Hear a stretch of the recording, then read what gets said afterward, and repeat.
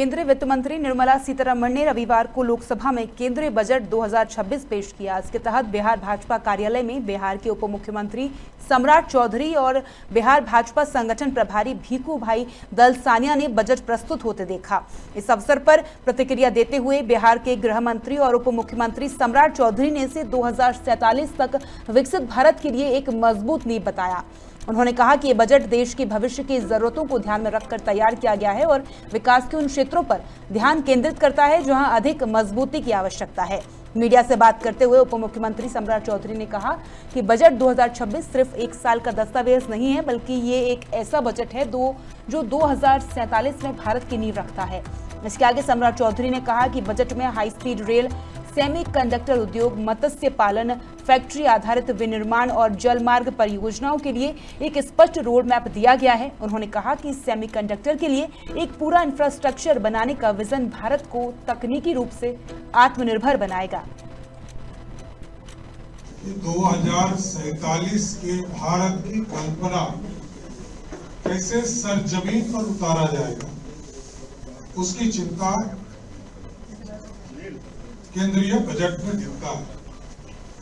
और जो आदरणीय निर्मला जी ने शुरुआत किया, 3 कदम की चर्चा उन्होंने किया। उत्पादकता में लचीलापन लाना, आर्थिक विकास की चिंता करना, उसकी गति बनाए रखना। दूसरा, भारत की समृद्धि के पथ पर सशक्त साझेदार बनाने के लिए लोगों की आकांक्षा पूरी करना और उनकी क्षमता बढ़ाना। और तीसरा,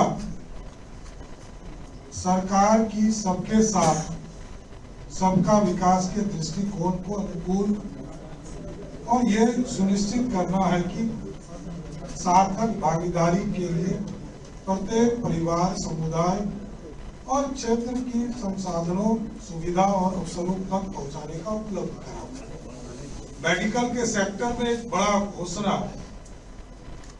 आदरणीय वित्त मंत्री जी ने किया।